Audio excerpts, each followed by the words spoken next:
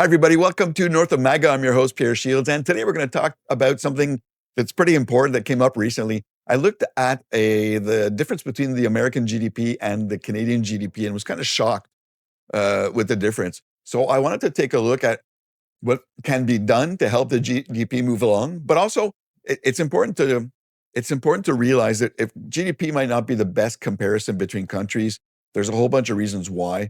Um, there's a tons of billionaires rather in the States, which kind of skews numbers and so on. So, um, medium household income maybe might be interesting. But let's talk about how we get our GDP up. So this one's important to me. Canada isn't poor, it's underperforming. Let's be clear, this country has enough land, resources, talent, and capital to lead the world in GDP per capita. And yet, the average American generates nearly $25,000 more output per year than the average Canadian. That's not an economic statistic. That's a national strategy failure. So today we're cutting through the noise, not with Canada as a nice place to live fluff, but with economic truth. Why does the US produce more wealth per person? And what will it take for Canada to finally compete at that level? Productivity per worker, the real gap. It's not about how hard people work.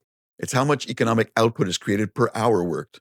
In the US, a worker in finance, tech, aerospace, or defense creates more value per hour than a Canadian worker in raw resource extraction. America exports iPhones, F-35s, payment systems, AI platforms. Canada exports logs, oil, minerals, and sometimes our best talent. But these days it's kind of neat. The brain drain seems to be coming north. We don't just export lumber, we export future CEOs to Silicon Valley. Value added versus extraction economy.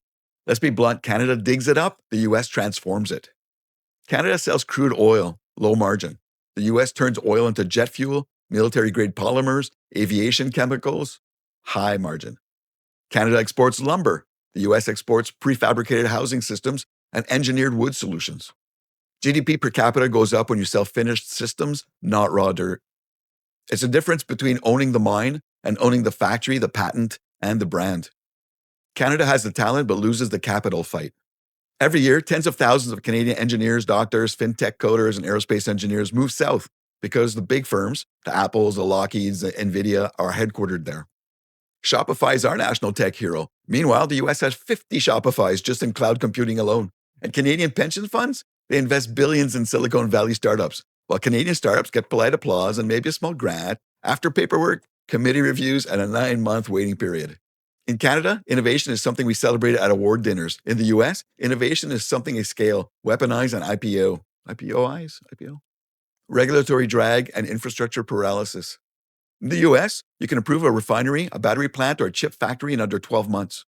In Canada, the same project becomes a 7-year national debate, followed by a court challenge, followed by a documentary on CBC about why it failed. Canada, where projects don't get built, they get studied to death. While Americans build liquid natural gas terminals, Canada holds roundtables about maybe exporting natural gas someday, as long as nobody is offended. Market scale and capital density. A US startup can scale to 300 million consumers without crossing a border. A Canadian company hits a wall at 38 million. More consumers equals more sales, equals more investment, equals higher GDP per capita. That's why Apple alone has a market cap larger than the entire Toronto Stock Exchange.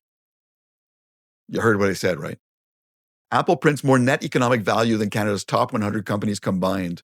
Canada's top 100 companies combined. Sovereignty isn't just tanks and flags, it's GDP. Canada talks a lot about protecting sovereignty. Arctic patrols, NORAD modernization, naval procurement. But economic sovereignty matters too. If your GDP per capita is low, you can't fund an aerospace industry. You can't fund Arctic ports, and you end up leasing US drones instead of building your own. Sovereignty without GDP is just patriotic marketing. So how does Canada close the gap?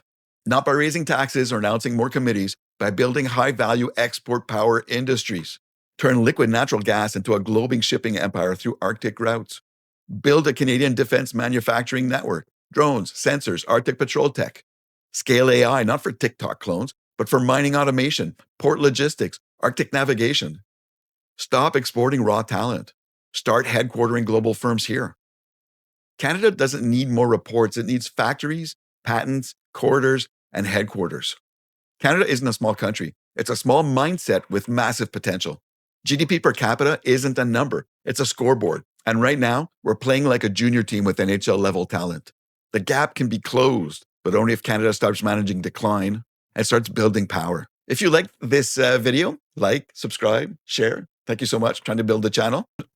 Also, come see my new channel, From Strategies to Systems, if you're into business tips and technology tips. Thank you so much. Have a great day. Go play outside, I mean.